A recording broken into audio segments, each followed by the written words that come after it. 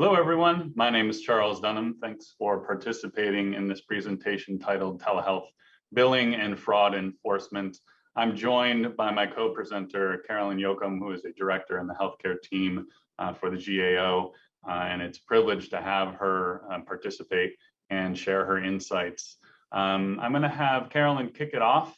She's going to be talking about legislative and agency responses to the COVID pandemic, as well as government concerns and initiatives related around telehealth and going forward. And I'm going to focus in on the government enforcement to combat fraud in the telehealth space and give you also some telehealth compliance background, regulatory standards, and practical advice.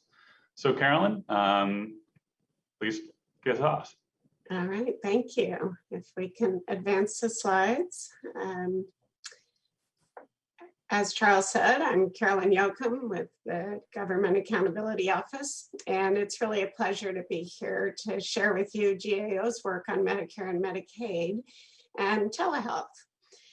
This work is part of a larger role of oversight in federal spending that's been related to the pandemic. And since July of 2020, we've been periodically reporting on almost all aspects of federal spending and support that's being provided as a result of the coronavirus. But today we're going to focus in on Medicare and Medicaid telehealth, and I really am going to cover three areas. First, I want to talk about what telehealth looked like before the pandemic. And then secondly, I want to talk about the flexibilities that came because of COVID-19, what happened in terms of utilization, and some preliminary observations that GAO has made. And then lastly, there has been a fair amount of discussion on the Hill, Capitol Hill, among Congress about continuing some of these flexibilities. And GAO has talked about some things that need to be considered. And I'm going to talk about two of the three that GAO has raised. The first has to do with beneficiary health and safety, and the second has to do with equity across beneficiaries. So if we can go to the next slide. This is from a report that GAO did back in 2017, and it really shows how telehealth worked in the Medicare program. Both the patient and the provider had to be at a healthcare facility. It had to be audiovisual, and it also was generally for rural patients who were in Medicare fee-for-service. Next slide. Utilization in Medicare telehealth was quite low. 68,000 beneficiaries, about 175,000 claims.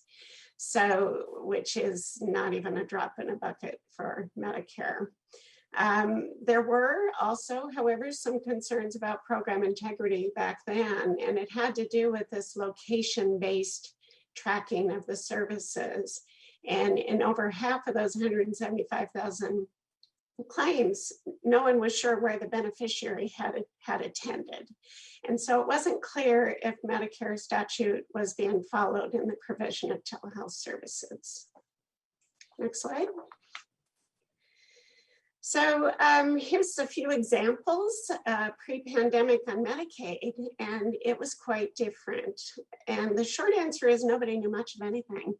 The states were able to do whatever they wanted in terms of telehealth. They could pick what services, what providers, and how they'd reimburse. And CMS really did not review or track it. That resulted in something that always happens in Medicaid, which is a lot of variety. And some examples is there was one state that used telehealth only for provider-to-provider consults in federally qualified health centers. There was another state that focused in on psychiatry and specialist services that the state did not have available any other way. And then there was another state, very low on providers overall, who used telehealth as a way of expanding their network. There was no measurement of utilization back when we did our work in 2017. CMS's data on utilization as of 2019 shows a pretty limited use. If we'll go to the next slide. So then came the pandemic and a lot of activity to try to keep people who needed healthcare as safe as possible, and telehealth was a very reasonable conclusion to take. So on the Medicare side, they added a whole bunch of new services. There had been about 81 and they added 146 more. Providers such as occupational and physical therapists became part of telehealth. And then there was no more healthcare-based locations for telehealth. Beneficiaries and providers could both be home and deliver services. It was no longer primarily rural, but everywhere. And it was no longer automatically video-based technology. In some cases, the use of phones became part of it. And if we can go to the next slide. So this one shows the use of telehealth in Medicare, and you can see the huge spike of activity that happened. It went from about 300,000 services to a peak of about 1.9 million in late April, and then started to drop off again in May through October of 2020. Next slide. These are some statistics on the different ways you can look at the use. In terms of demographics, the use of telehealth was slightly higher for beneficiaries younger than 65, slightly higher in urban versus rural areas, and this is on a proportional basis, but pretty similar across racial and ethnic groups. Next slide. So Medicaid, CMS developed a system of about 4 different templates that states could fill out and submit for use. And there were more than 600 waivers for states and territories that CMS had approved as of last spring. And some of these flexibilities that focused on telehealth had to do with things like issuing guidance for delivering telehealth services. Also, things that had been done in person could now be done virtual. And one of the best examples is for home and community-based services. Beneficiaries were usually assessed to see what their needs and care was. And under telehealth, that could now be done virtually, either by phone or through video. And then once again, out-of-state providers as a way of building networks and making sure that people were able to provide services. Lastly, there was relaxation of provider screening and enrollment requirements, which are really used to make sure that bad actors in the provider field don't get into the programs. So things like criminal background checks were also not provided anymore, or were provided in a more limited basis. So next slide. Very similar to Medicare, Medicaid had a huge increase in the number of services. They went up to 46.9 million services, a huge percentage increase. It really, it really was, once again, the 19 to 64-year-olds was the highest users of telehealth. And then lastly, a subject of some concern is that mental health needs appeared to rise during the pandemic, but services actually declined. And telehealth was used to provide mental health services, but it did not make up that deficit in need and care. So next slide. So preliminary observations that GAO has come up with is really that there was an ability to more safely access care. But evidence on how much quality is being delivered is really inconclusive, and more work needs to be done. And we are actually doing more work. We're going to continue looking at Medicare and Medicaid telehealth services and utilization. And in Medicaid, we're touching a little bit on the quality issue in our future reports. And then in September of this year, we've issued a report that does look at Medicaid home and community-based services, the waivers and flexibilities that were used there, and what we know about quality and beneficiary health and safety. So next slide. So when thinking about the continued use of telehealth and some of these flexibilities that happened, I think GAO's shifting its focus to think about what worked well. What do we know about what worked? And also, I think as a nation, we're probably starting to understand that we're not really going to return to a normal that existed before the pandemic. We're going to be moving into a new normal. And understanding what worked and what didn't work in the telehealth environment and other parts of the COVID-19 pandemic is going to be really important. Medicare has already taken some actions to make some waivers permanent.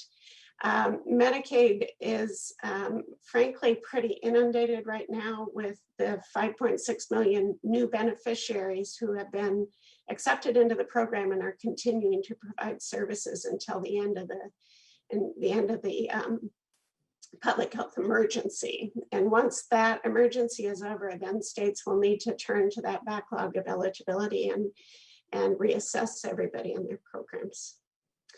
So next slide. So two of the considerations, the first one really has to do with health and safety, and we have several concerns. One is really about this increased need for mental health services and the decreased utilization that we're seeing. A second one is better understanding quality. What does quality look like for telehealth? And quality can be about the delivery of the service itself, but there's also a functional aspect of what can you expect telehealth to do and how well can it do it given the circumstances.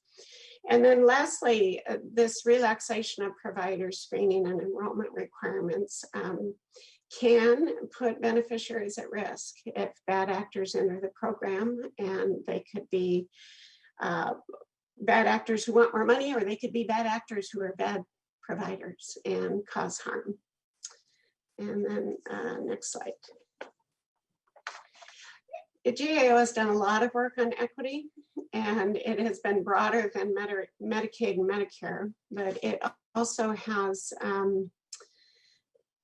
really taken a look at what CDC, the Centers for Disease Control, needs to do to better measure that people who are at higher risk for hospitalization and death are getting tested, are getting vaccinations. And then also, though, when you think about telehealth, there's disparate effects from the ability, frankly, broadband and digital access at home. A recent study found that about 26% of Medicare beneficiaries don't have digital access at home. They may have a landline, so telehealth is an option, but it's very unlikely that video capabilities will be there. So how do you create a program that serves all beneficiaries equally well with these disparate circumstances that people are facing? Last slide. These are just some links to work that I've been citing and going through, and I would encourage you to look at GAO's coronavirus webpage as well for any information. That's it, and I'm glad to answer questions as we have them. Thank you, Carolyn. That was wonderful insights and perspective. I know that we're all waiting to understand how those flexibilities play out going forward, whether it's in Congress and how CMS is acting. The guidance and input from GAO is obviously crucial to that going forward. And so we'll wait, especially as we see, on the state level, a number of the executive orders from governors or the agency waivers lapsing or being rescinded at the state level. So a lot in flux, and certainly a time to keep informed and stay on top, and valuable input about what needs to be done and how to continue to provide that care across the board to all beneficiaries of Medicare and Medicaid programs. Is great insights. So I'm going to take a different perspective, or provide a different perspective. As an attorney in private practice, a healthcare and corporate attorney representing healthcare providers and suppliers, medical device manufacturers, digital health technology vendors, management companies, private equity, venture capitalists, you name it, across the board, and all the players in the healthcare space, looking at the telehealth and digital health technology industries. I see it in both domestically in the US and represent a number of clients internationally as well. So my perspective is from that standpoint. And what I'm going to be talking about, as we indicated, in the government approaches to coverage, but the tale of two realities is that the government approach to combating fraud in the telehealth space, which the government does in fact believe is an issue, believed it was an issue prior to COVID, and has identified it as a priority going forward, which we'll touch upon. Many of my slides, I won't be able to go through all the materials. A lot of it is for substance for you to reference. So please bear that in mind. So the government agencies that are out there in the US with oversight and enforcement over the telehealth services, being largely encompassing, everything under telehealth. So you understand how I'm using that term. In the Department of Justice, HHS, so it has the CMS, OIG, OCR from a privacy and security standpoint. And then on the state level, obviously you have similar players in the government for Medicaid programs and enforcement. You have state insurance regulators, state licensure and medical boards. But the tools more specifically come from the statutory framework. There are numerous False Claims Act type statutes and regulations, criminal healthcare fraud statutes and regulations, powers for imposing civil monetary penalties, excluding providers from the program, and both civil and criminal, kind of working down the list.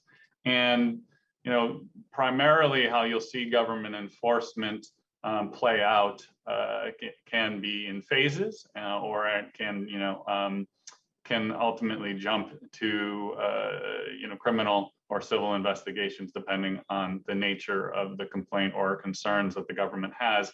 But the tools in their quiver is basic claims denials and rejections when claims are submitted, pre and post payment audits of those claims, requesting additional documentation, following up and to confirm that the services were rendered, who they were rendered by, all of the coverage right criteria being met. And then when we get into more serious areas and significant enforcement, comes subpoenas, search warrants, there's civil investigative demands, CIDs that include documentation requests, interrogatories. But also what has been more and more common as an enforcement tool when the government believes that there's an issue with the provider or supplier is suspension of their billing privileges under Medicare and Medicaid programs, and or cancellation or revocation of those billing privileges as they work to sort out what they believe are their concerns or allegations of fraud. Basically, it's turn off the faucet and don't allow any more dollars to go out while they investigate, which can be very complicated and difficult for providers and suppliers, but it is a tool that we're seeing used more and more often. Of course, there's a regulatory framework, and you kind of keep them honest to it. But as I mentioned, telehealth and concerns with fraud in the telehealth space were present prior to the COVID pandemic and the increase that Carolyn referred to in the use of telehealth services and other technology-based services to deliver care. There are a number of examples, both pre-pandemic and post-pandemic. I chose to highlight the biggest ones, of course, and they have fun names. DOJ always likes to apply fun names to their investigations, and the two are Operation Brace Yourself and Operation Double Helix. Both of them related to ancillary service items or services such as durable medical equipment, pharmaceuticals, laboratory tests being ordered, prescribed via a telehealth consult. And in this case, these DOJ investigations and subsequent takedowns and charges were a high dollar amount. We're talking $1.7 billion in charges collectively on the Operation Brace Yourself, and $2.1 billion in charges under Operation Double Helix. So there's serious dollars in play, federal healthcare program dollars in play. Some of that, I think, was also attributable to commercial plans. But in short, both of these cases related to doctors being paid to prescribe either with or without a patient interaction, or only through a brief telephonic conversation with the patient. Those activities, of course, especially the telephonic conversation, may not be an issue under the flexibilities that were afforded during the COVID pandemic, coverage of telephone-only consults. But as you'll see, and I'll get into some of the discussions of what to watch out for, these were the issues at hand prior to COVID. But the government's position, we can pull from information, not only those cases and enforcement actions by the DOJ, but we can also see how the government has been regulating the telehealth industry from the OIG advisory opinions, the type of financial arrangements or joint ventures between hospitals and clinics, or between providers and management companies as it relates to telehealth services, and being able to fund and provide the equipment to those provider referral services, offering discounted equipment or software to patients. All of those things, we can glean some insights in the government's focus and what they believe are issues of concern. Carolyn referenced, I believe, the OIG audit report back in 2018, so I won't go through that, but I focus in on what we know is coming down the pike is the OIG's 2021 work plan, where they specifically identified that they're going to look for potentially inappropriate services prior to payment. That is the pre-payment review process. And they're also going to be engaged in data analytics to identify suspicious billing patterns, or go through and comb through claims that had been paid for the post-payment screens to determine whether or not they believe that there has been fraudulent billing or from a non-compliance standpoint, repeat non-compliant billing patterns.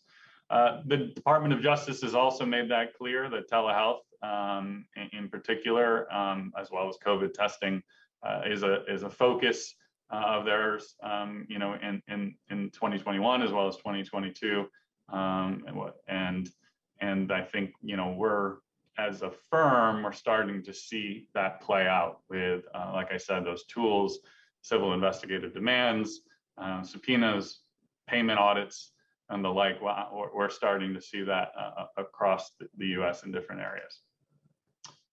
So some insights, guidance for you to take back with you when you're, in fact, delivering these telehealth services or technology-based services, or you're a vendor that is providing the devices or products or digital health technology in order to deliver those services.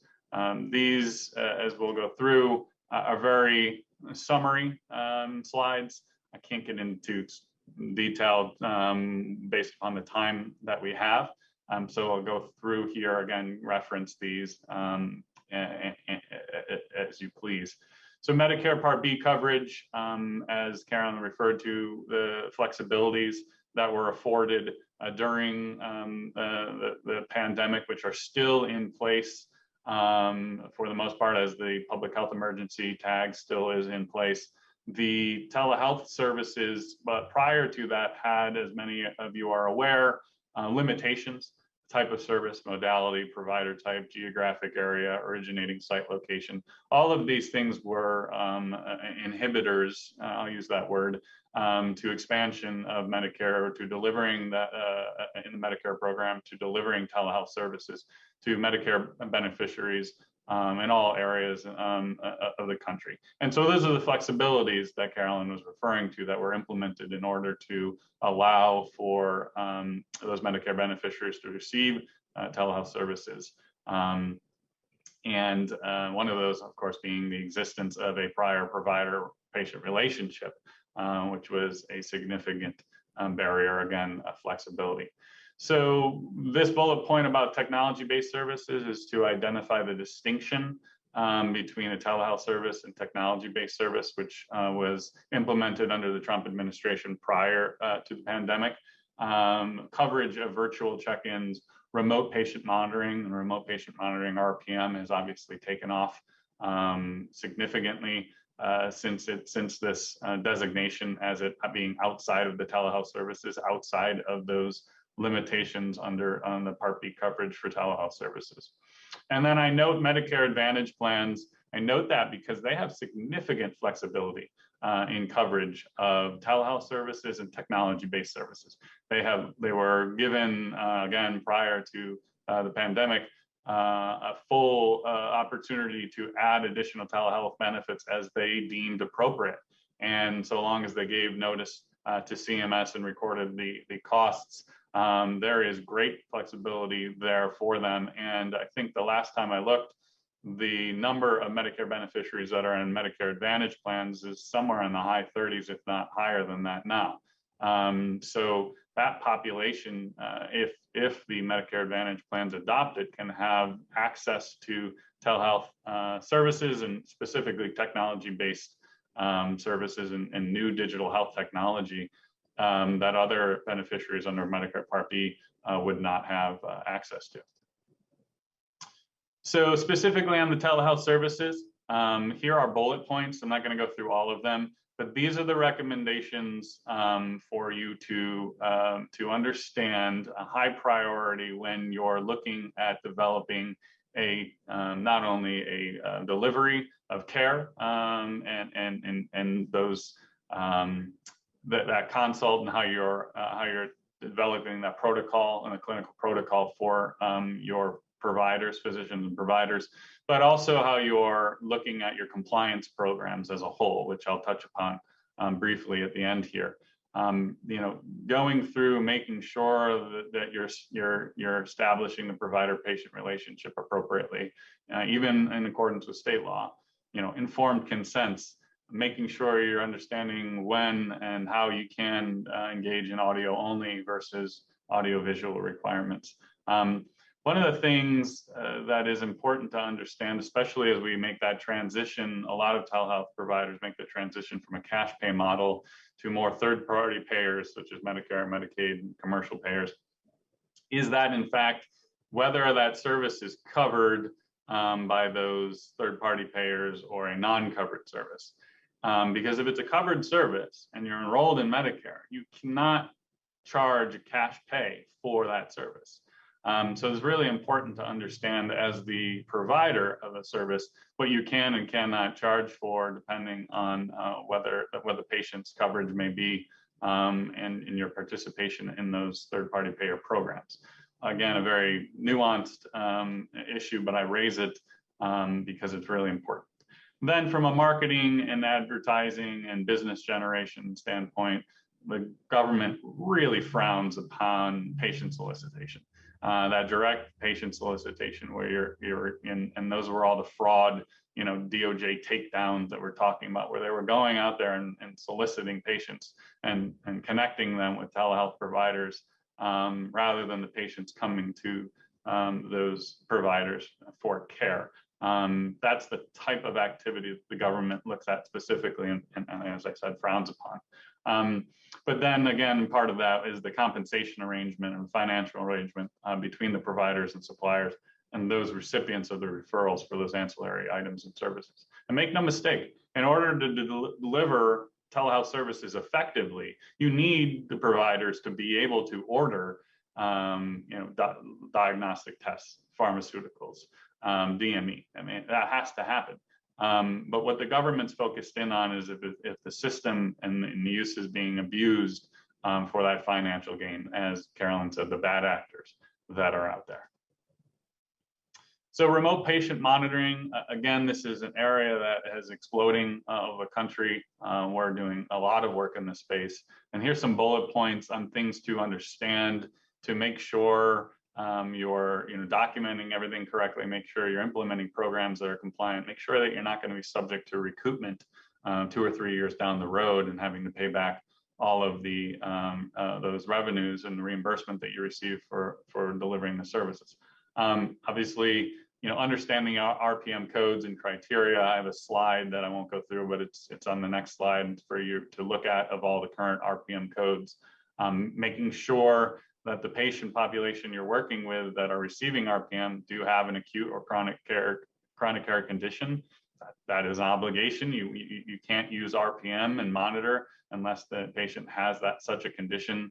And one that's interesting is really understanding what type of device is actually covered by Medicare and the documentation to support all of those, the support that the device meets that criteria, that the device is a device that automatically collects the physiologic data that transmits that data to the provider. All of those things you need to make sure that your vendor and you're on the same page, which is that bullet point there at the bottom about your vendor contract terms and conditions, because many physician group practices are relying upon the vendors to kind of outline these programs for them and provide that assistance. So, again, documentation is key, documenting and to support the services, the time-based services, the activities being performed. All of these things you can, look into how to use multiple devices, how to actually code very, can be complicated areas and things that you need to think through and understand before you jump with both feet into the pool and start delivering RPM services to your patient population. So here's the RPM CPT codes that I referenced. Again, this is just for quick reference. This is, again, the concept of items, ancillary items and services, specifically lab tests needing to be provided, there's criteria behind establishing that it's medically appropriate and reasonable and necessary for these services. These are the types of things that the government's looking at and will challenge, as well as commercial health plans. They have the same type of, or even more stringent criteria sometimes. So very quickly, and we'll end, here's just bullet points of the type of resources that myself and other healthcare attorneys look to when advising clients and establishing compliance programs, which the OIG recognizes, or doesn't mandate, but essentially promotes and indirectly then requires that providers and suppliers billing federal healthcare programs have a substantive and effective in its implementation compliance program. And lastly, this is a reference to the OIG guidance of those 7 primary areas in which they want to see compliance. They want to see that you have policies and procedures that in fact address all of these areas, and that is being implemented in that way. Again, these are just high-level bullet points. There are significantly more substance, behind them. But this is, again, a helpful resource for you. So I will end there. Hopefully this has been informative and provided you both perspectives from the government and the private practice. Carolyn, do you have any additional last comments before we go? No, just thank you all for your time and attention.